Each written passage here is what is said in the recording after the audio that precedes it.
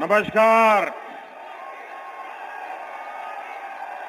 भारत माता की, भारत माता की।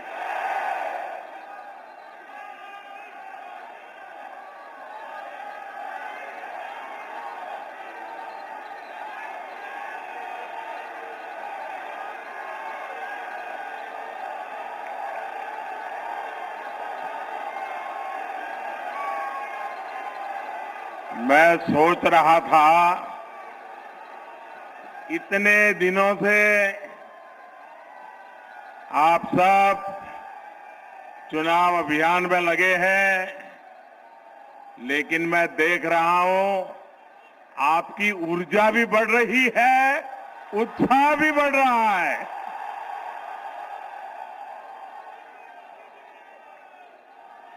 दिसंबर महीने में मैं कानपुर शहर में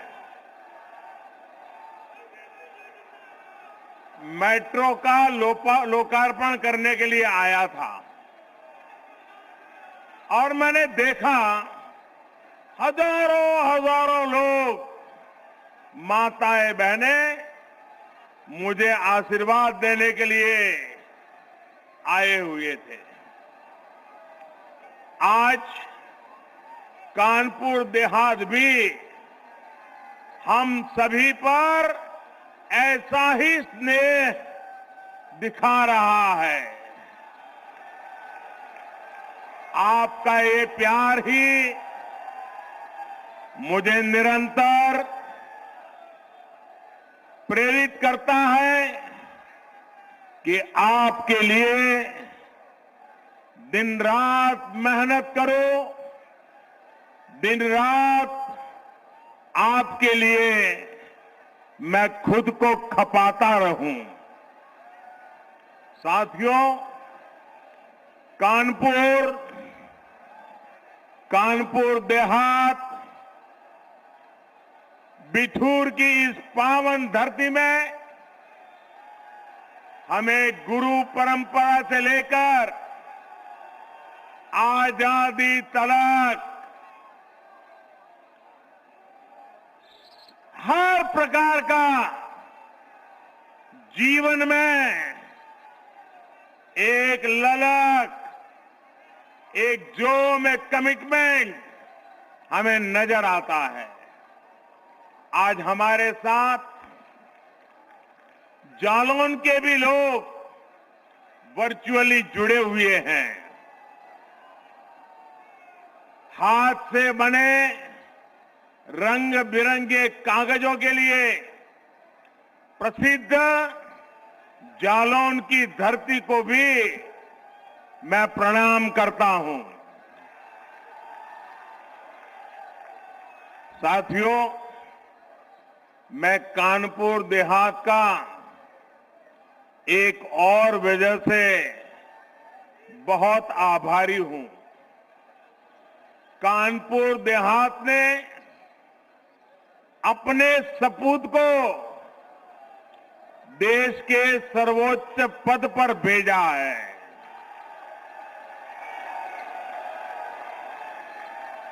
मैं जब भी हमारे आदरणीय राष्ट्रपति जी से मिलने जाता हूं तो वो मुझसे आप लोगों के बारे में, कानपुर देहात जिले के जीवन के बारे में इतनी बातें बताते हैं, उनके दिल में आपके लिए जो प्यार है वो उनकी बातों में आसानी से समझ में आता है। साथियों,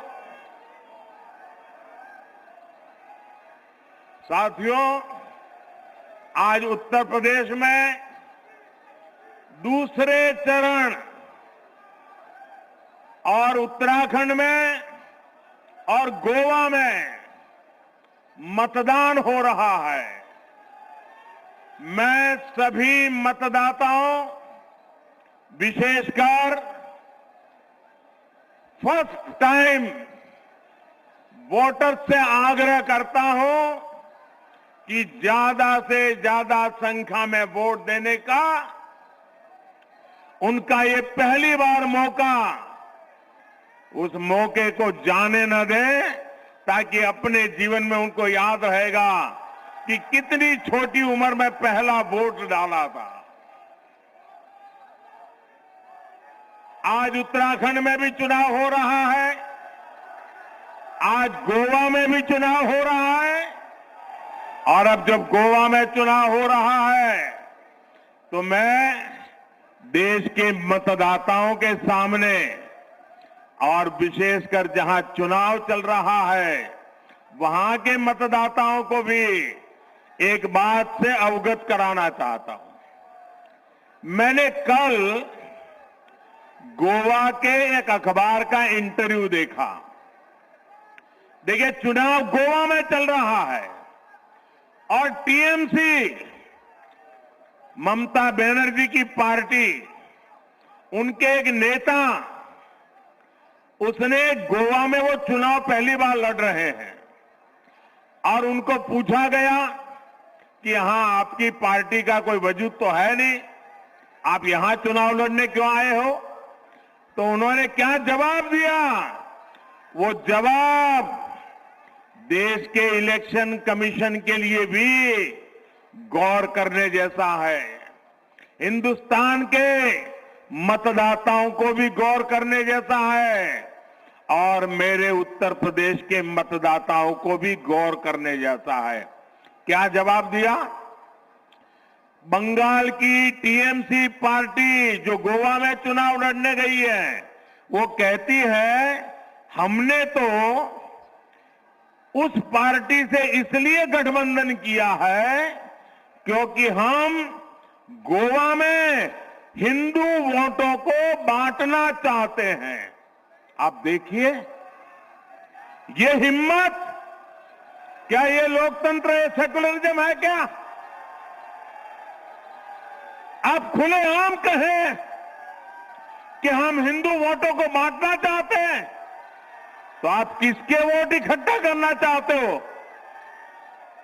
ये भेदभाव, क्या ये भाषा लोकतंत्र की है क्या? मैं गोवा के मतदाताओं को कहना चाहता हूं, ये मौका है इस प्रकार की राजनीति को दफना देने का।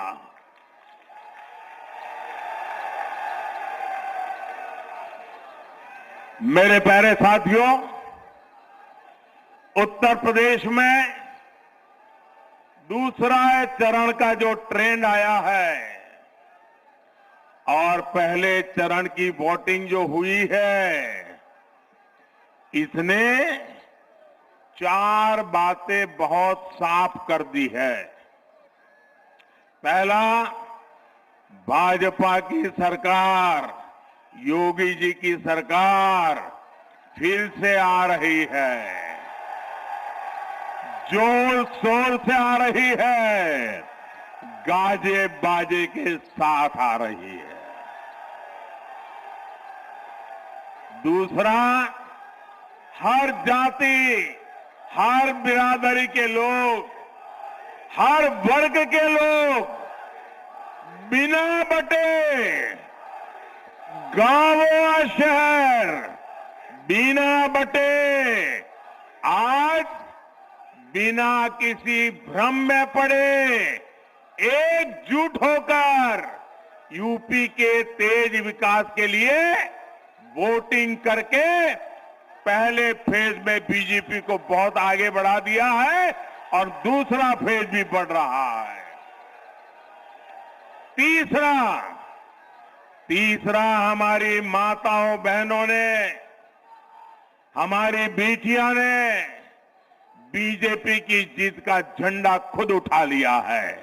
माताओं बहनों ने सुरक्षा के नाम पर सम्मान पूर्वक जो जिंदगी मिल रही है, उसके लिए माताओं बहनों ने बीजेपी को जिताने का झंडा उठा लिया है। चौथा, ये पहले 2 चरण के आधार पर मैं विश्वास से कह रहा हूं, चौथा, मेरी मुस्लिम बहनें चुपचाप बिना किसी शोर शराबे के मन बनाकर मोदी को आशीर्वाद देने के लिए घर से निकल रही है। हमारी मुस्लिम महिलाएं, हमारी मुस्लिम बहनें, बेटियां जानती हैं कि जो सुख दुख में काम आता है वो ही अपना होता है। इन 4 बातों ने इन गौर परिवारवादी लोगों का चारों खाने पर चित्त कर दिया है भाइयों, उनको पराजित कर दिया है। यूपी के लोगों ने इन्हें 2014 में हराया, 17 में फिर से हराया, 19 में फिर एक बार हराया और अब 22 में भी गौर परिवारवादी फिर से हारेंगे।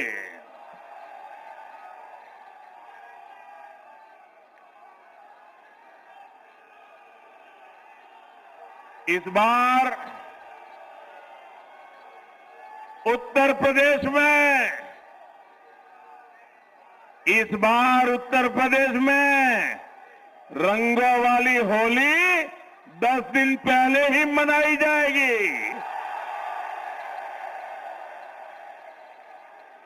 10 मार्च को ही जब चुनाव नतीजे आएंगे, धूमधाम से रंगों वाली होली शुरू हो जाएगी।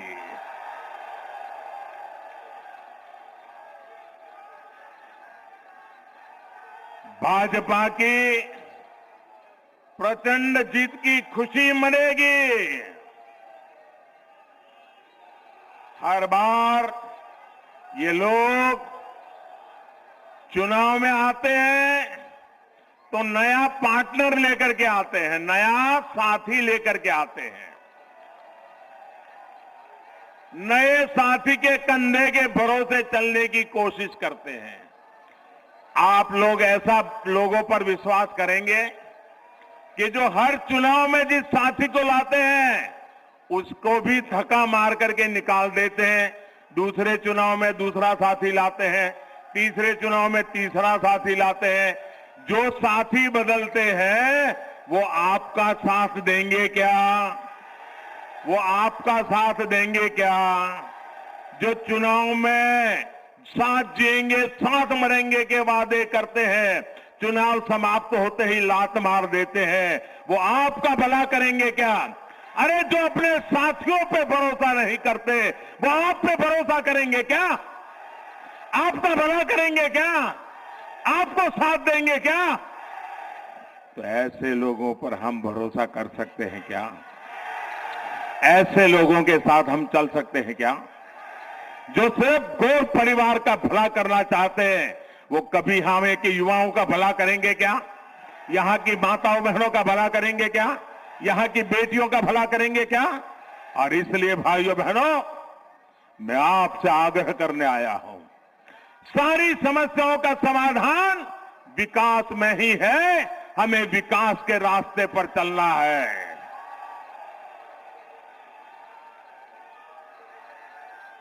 मतदाताओं को गुमराह करते हैं और पराजय के बाद में हार का ठिकरा जिसको साथ में ले आए हैं ना, उसी पे गले पर मर देते हैं जी।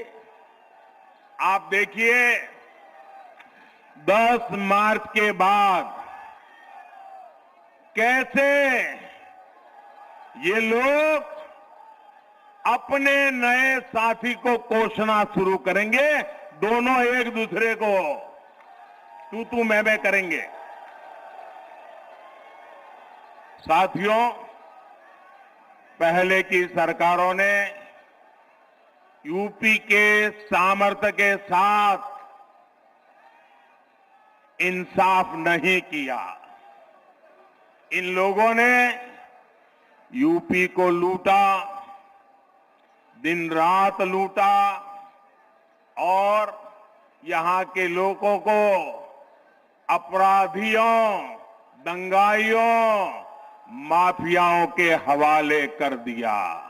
ऐसा हुआ था कि नहीं हुआ था?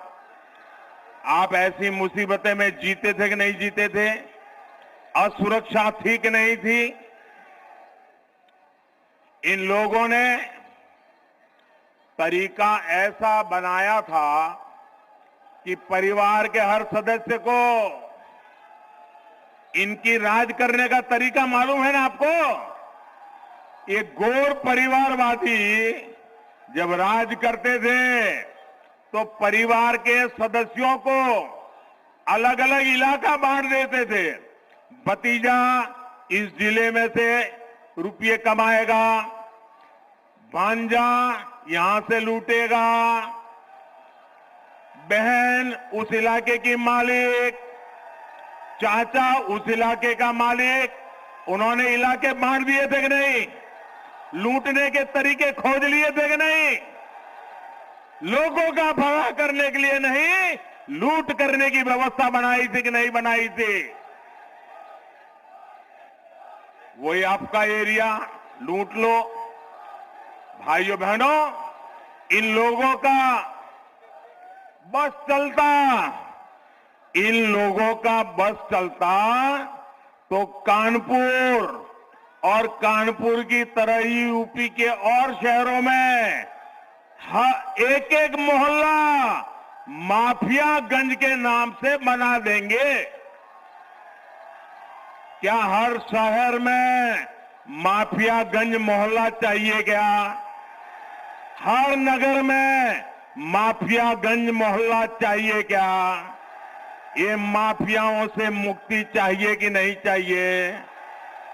याद करिए, पहले किस तरह गरीब के, मध्यम वर्ग के, व्यापारी कारोबारी के घरों पर, जमीनों पर अवैध कब्जा हो जाता था।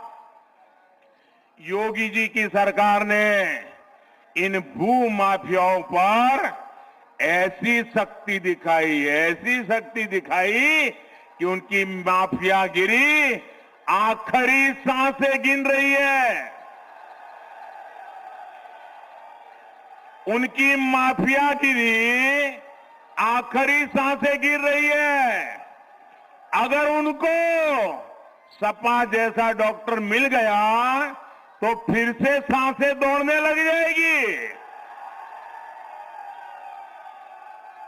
अब ये परिवारवादी इन माफियाओं को नई ताकत देने का बहाना ढूंढ रहे हैं, इसलिए उनको सरकार चाहिए। आपने देखा कि बीते कुछ दिनों में कितने ही वीडियो निकले हैं। आपने देखा होगा वीडियो,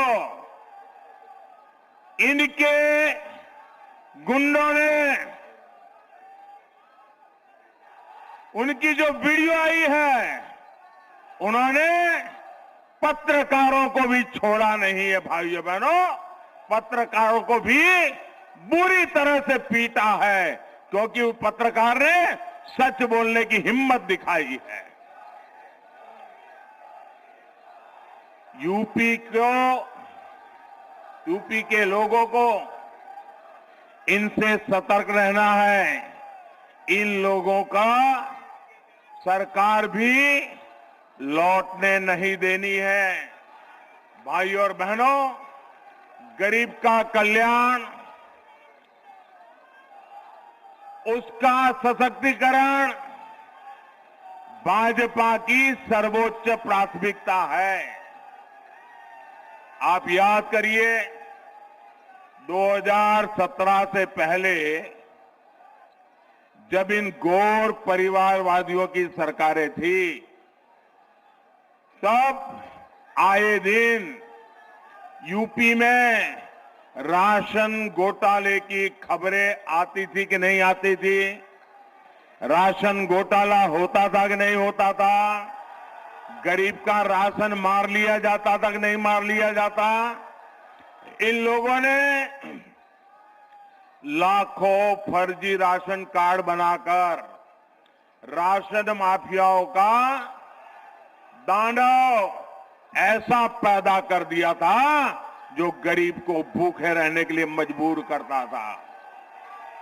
डबल इंजन की सरकार ने फर्जी राशन कार्डों के इस खेल को खत्म कर दिया। आज यूपी के करोड़ों नागरिकों को मुफ्त राशन का डबल बेनिफिट मिल रहा है, पूरा बेनिफिट मिल रहा है। यही कारण है कि 100 साल के बाद इतने बड़े संकट में, इतनी बड़ी दुनिया की महामारी, दुनिया की इतनी बड़ी बीमारी में भी गरीब का चूल्हा जलता रहा है भाई। और मेरी माताओं बहनों, संकट अगर आ भी गए हैं, ये मोदी है, मेरी गरीब मां बहन का चूल्हा कभी बुझने नहीं देगा। One nation one ration card योजना भी मदद कर रही है। अगर यूपी का कोई परिवार किसी दूसरे राज्य में जाए, अगर वो उत्तर प्रदेश से मानो गुजरात चला गया, महाराष्ट्र चला गया, कर्नाटक चला गया, पंजाब चला गया, तो उसको अब उसके राशन कार्ड भले यूपी का होगा, उसको पंजाब में भी राशन मिलेगा, महाराष्ट्र में भी राशन मिलेगा, मुंबई में भी राशन। एक राज्य से दूसरे राज्य कोई जाएगा, गरीब आदमी भूखा नहीं मरेगा। भाई और बहनों, डबल इंजन की सरकार का काम कैसा होता है? एक गरीबों को पक्के आवास की योजना में भी दिखता है। पहले की सरकार ने पूरे कार्यकाल में गरीबों के लिए घर बनाने में कितनी उदासीनता रखी। मुझे बताइए, भारत सरकार पैसे भेजे, गरीब को घर चाहिए, मोदी घर बनाना चाहता है, लेकिन 2014 में यहां ऐसी सरकार थी, वो गरीबों के लिए घर बनाने के लिए तैयार नहीं थी।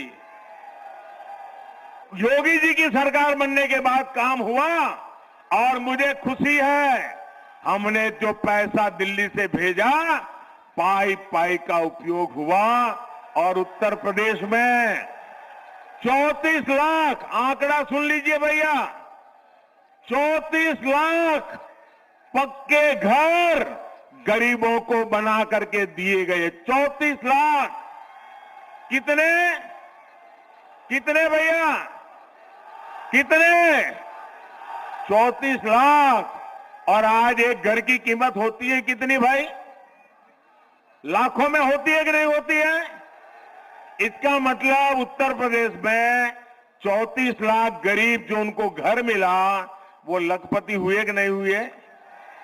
मोदी ने आकर के 34 लाख गरीबों को लखपति बनाया कि नहीं बनाया?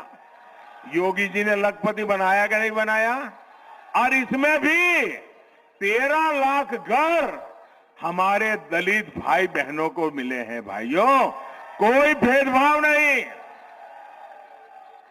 भाई और बहनों, गौर परिवारवादियों ने उत्तर प्रदेश की महिलाओं की कभी इज्जत नहीं की, कभी उनका दुख दर्द नहीं समझा। किसी भी मजहब की महिलाएं हो, किसी भी पंथ की बेटियां हो, हमारी सरकार बिना भेदभाव उनके हितों की रक्षा में जुटी है। जन धन बैंक खाते खुले, सबसे ज्यादा लाभ बेटियों को हुआ। मुद्रा योजना हो, सबसे अधिक लोन बेटियों को मिले। स्वयं सहायता समूहों के बिना गारंटी ज्यादा पैसा देना हो, सबसे अधिक लाभ हमारी मां बहन बेटियों को मिला। नल से जल हो, बेटियों की सुविधा सबसे अधिक बढ़ी। घर घर शौचालय बने, इज्जत घर बने, तो बहनों बेटियों को अपमान से, पीड़ा से मुक्ति दिलाने का काम भी मोदी और योगी सरकार ने किया।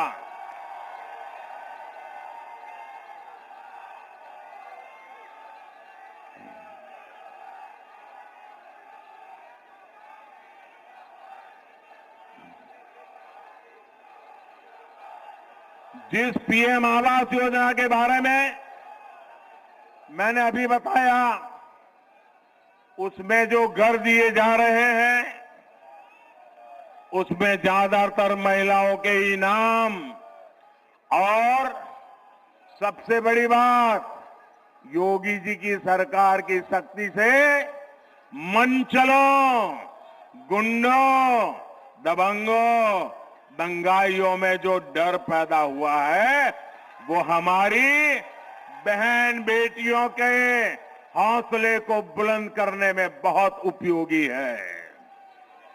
और इसलिए यूपी की हर बहन बेटी कह रही है, यूपी के लिए योगी उपयोगी है। और साथियों, महिलाओं के लिए जो काम हमारी सरकार ने किया है, उसकी बहुत बड़ी लाभार्थी मुस्लिम बहन बेटियां भी हैं। हमारी मुस्लिम बेटियों को भी पढ़ाई के लिए जाते समय रास्ते के मनचलों की वजह से बहुत दिक्कत होती थी। जब यूपी में अपराधी कंट्रोल में आए, तो इसका लाभ मुस्लिम बहन बेटियों को भी मिला। मुझे खुशी है कि पिछले 7 सालों में स्कूल में, कॉलेजों में मुस्लिम बेटियों की संख्या भी बढ़ रही है। मेरा निरंतर प्रयास रहा है कि कैसे अपनी मुस्लिम बहन बेटियों का जीवन मैं आसान बना सकूं। आप कल्पना कर सकते हैं, आप जरा कल्पना करिए, हर पुरुष कल्पना करे। मैं जो बात बताता हूं, मैं मुसलमान पुरुषों की भी कहता हूं, आप जरा कल्पना कीजिए, मायके से अगर औरत खाली हाथ लौटती है, तो फटाक से 3 तलाक दे दिया जाए। ससुराल से पत्नी बाइक लेकर के नहीं भाई, तो 3 तलाक दे दी जाए। ससुराल से अपनी पत्नी सोने की चेन लेकर के नहीं आई, तो 3 तलाक दे दो। घड़ी मंगवाई, घड़ी नहीं आई, 3 तलाक दे दो। मोबाइल मंगवाया, मोबाइल नहीं आया, 3 तलाक दे दो। कोई भी छोटी सी बात पर तलाक तलाक तलाक कहकर मुस्लिम महिलाओं का पूरा जीवन बर्बाद हो जाता था। और सिर्फ उस मुस्लिम महिला का ही नहीं, आप उस बेटी के पिता का दर्द समझिए, उस बेटी की मां का दर्द समझिए। जब बेटी वापस चली आए, तो उसके मन पर कितनी गुजरती होगी। वो हमेशा इस डर में जीती थी कि कहीं बेटी 3 तलाक ना हो जाए। साथियों, आज देश की हर मुस्लिम बहन बेटी के पास 3 तलाक के खिलाफ कानून की सुरक्षा हमने दी है। एक रिपोर्ट में सामने आया है, 3 तलाक का कानून बनने के बाद यूपी की हजारों बेटियों का घर टूटने से बचा है, तबाह होने से बचा है। मेरी बहन बेटियां बच गई हैं और उनके मायके वाले भी बच गए हैं। गौर परिवारवादियों ने किसानों और खासकर छोटे किसानों को भी हमेशा धोखा दिया है। ऐसे छोटे किसानों की चिंता पूरे देश में सिर्फ और सिर्फ भारतीय जनता पार्टी कर रही है। हमने छोटे किसानों के लिए पीएम किसान सम्मान निधि शुरू की। उसके बैंक खाते में सीधे पैसे भेजना शुरू किया।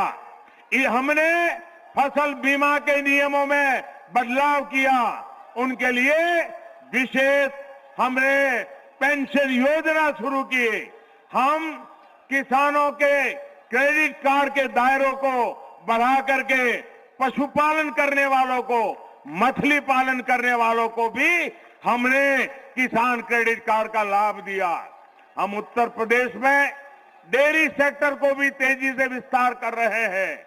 ये डेयरी प्लांट अपनी बिजली की जरूरत गोबर से बनी बायोगैस से पूरी कर सके, इसकी भी व्यवस्था की जा रही है। इससे किसान को आय का एक और अतिरिक्त विकल्प मिलेगा और दूध न देने वाले पशुओं का उनको गोबर बेच करके भी कमाई का एक नया विकल्प हम पूरे उत्तर प्रदेश में देने जा रहे हैं।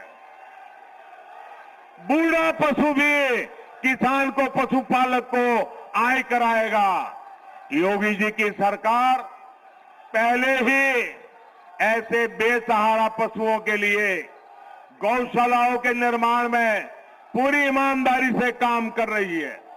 10 मार्च को दोबारा सरकार बनने के बाद इस अभियान को और गति दी जाएगी ताकि किसानों को कोई दिक्कत न हो। भाइयों और बहनों,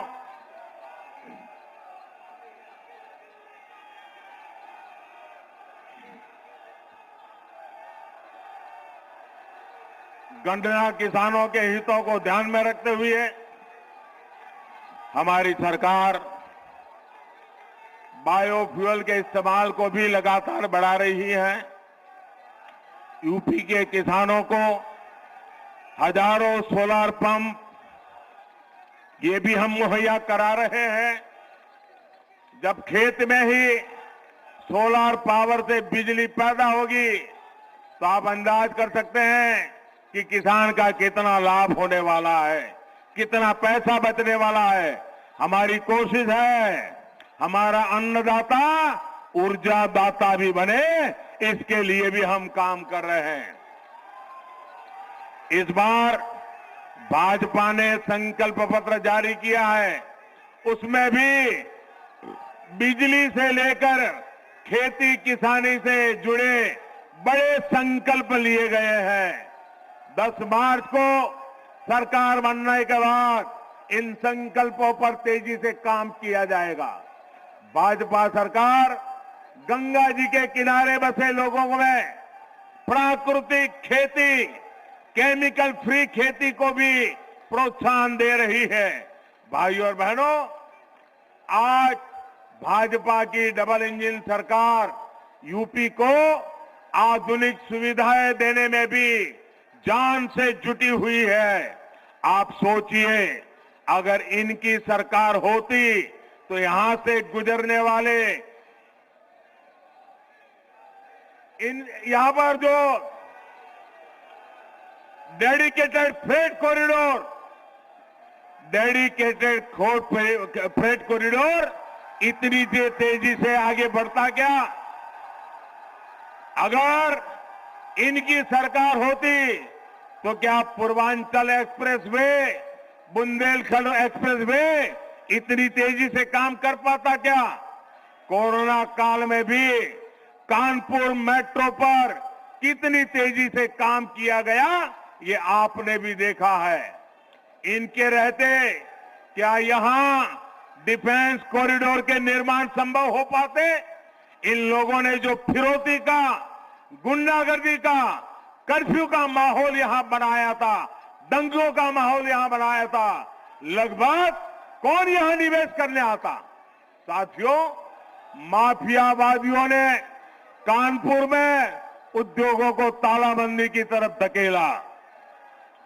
डबल इंजन सरकार कानपुर में मेगा लेदर पार्क बना रही है। जो पहले सरकारों में थे, इन्होंने विदेशी आयात को प्राथमिकता देकर जालौन के कागज उद्योग को भी बर्बाद कर दिया था। लेकिन योगी जी की सरकार ने कागज उद्योग के साथ जालौन के मटर को भी वैश्विक पहचान दिलाने के लिए कदम उठाए हैं। आज जब मोदी देश में वोकल फॉर लोकल, लोकल के लिए वोकल होने की अपील करता है, तो उसके पीछे आप जिन उद्योगों से जुड़े हैं, आपके उद्योगों को ताकत देने का हम काम कर रहे हैं। कुटीर उद्योगों का सामर्थ्य बढ़ाने के लिए काम कर रहे हैं। सबका साथ, सबका विकास, यही हमारा मंत्र है, यही हमारा संकल्प है। लेकिन इसके लिए सबका प्रयास भी आवश्यक है। आपके एक एक वोट का योगदान बहुत आवश्यक है। इसलिए याद रखिए भाइयों बहनों, आज इस सभा के बाद आप घर घर जाएंगे। आप इस सभा के बाद घर घर जाएंगे, घर घर जाएंगे, घर घर जाएंगे। हर परिवार को मतदान के लिए समझाएंगे, ज्यादा से ज्यादा मतदान करवाएंगे, भाजपा के कमल पे वोट डलवाएंगे, योगी जी की सरकार बनाएंगे, पक्का करेंगे। कमल निशान, कमल निशान, कमल निशान, ये घर घर पहुंचाएंगे। पहले मतदान, फिर जलपान, और कोई काम पहले नहीं करेंगे, पहले मतदान करेंगे। आप सबका बहुत बहुत आभार, बहुत बहुत धन्यवाद। भारत माता की, भारत माता की, भारत माता की।